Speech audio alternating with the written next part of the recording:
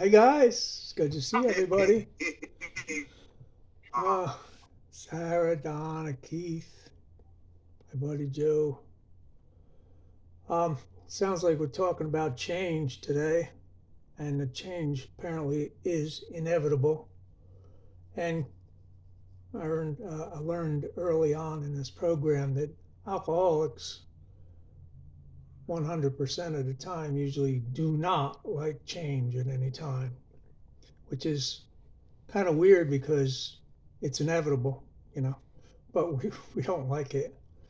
Um, like if I go into Stop and Shop, to buy a box of pasta, and all of a sudden, and this has just happened down here, all of a sudden they decided they were going to change the pasta aisle. It's no longer aisle 8, now it's aisle 9 or something like that. And that, like, just throws me off. I'm so sensitive, super sensitive to stuff, little changes like that.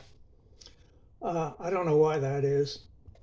Probably never will, but that's just the way it is. Um, one of the I've been sick for a week. So you buy more.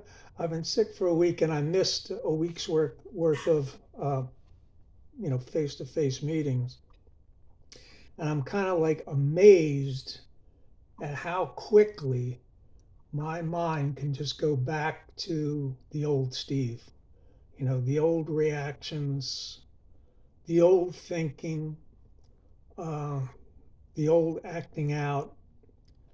Um, but fortunately, the 16 years I've been in this program has instilled, and I guess they're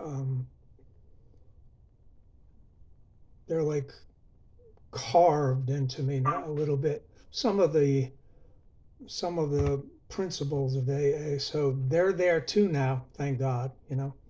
So when I kind of get off the beam, there is another beam to get back onto, but I have to climb back on. So this is my first meeting in a week. I'm glad to be back. Somebody said something last week at a meeting, speaking about change.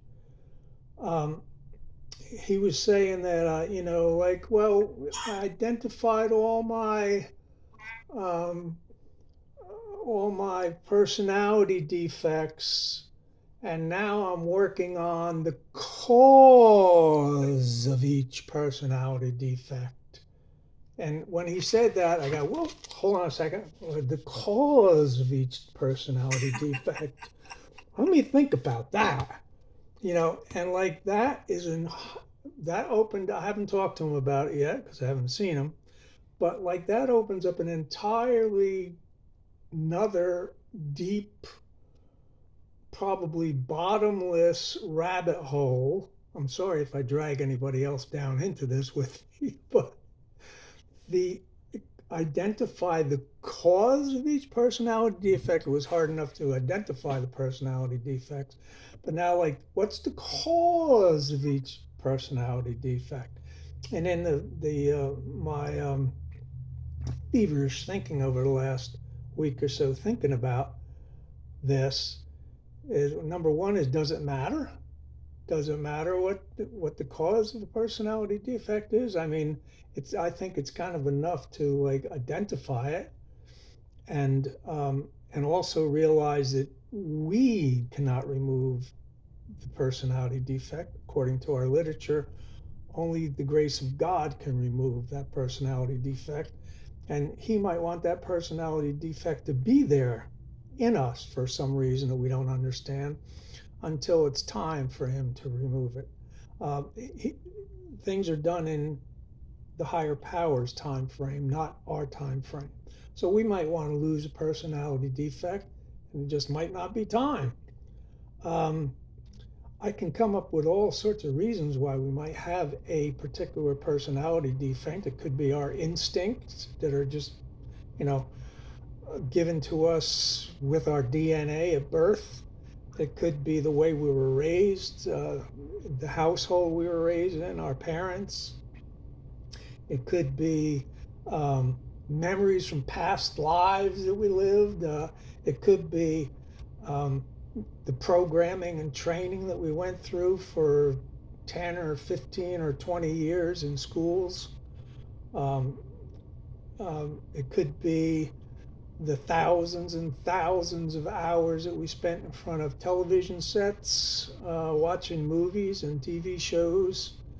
Um, who I don't know who was in control of the content of that, but they were definitely giving you some kind of um, programming there on how to think. Let's talk about patriotism, for example. I'm sure there were a lot of patriotic, I remember a lot of patriotic stuff on TV when I was growing up. So this program is endless, it's multifaceted, it's, and I don't think that our society in general, that world out there that you see through the glass doors, really wants to give you enough time. I think that's what Sarah was talking about getting older. You start to get enough time to really think. God bless these young kids I see come in from rehab. On Sundays, we get them like a, busload of 16 of them. They're from all across the country, um, states I haven't heard of even, and why they come down here, I don't know. Uh, but these kids are like 20s, 25, 30 years old, and the 28 days or whatever it is they give them gives them that little amount of time where they can get out of that rat race they're in and think about this for a second. Think about what you're doing to your body with your addiction. Think about what you're doing to your family. Think about what you're doing to your children.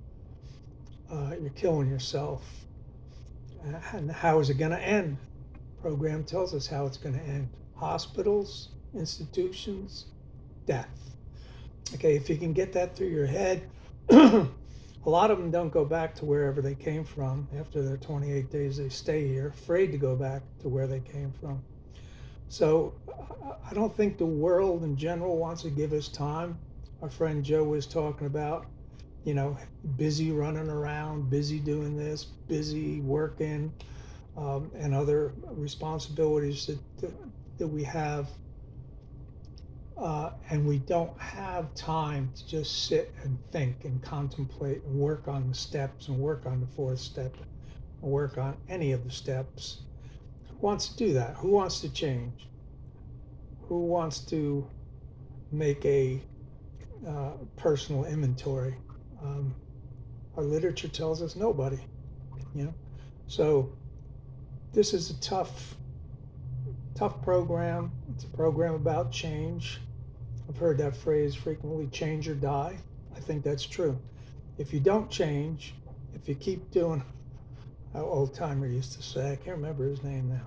If you keep doing what you've been doing, you'll keep getting what you've been getting. So yeah, you got to change, and it's a tough thing to do, especially when you're stuck in a rut for so many decades. Thanks for listening. Thank you so much for sharing.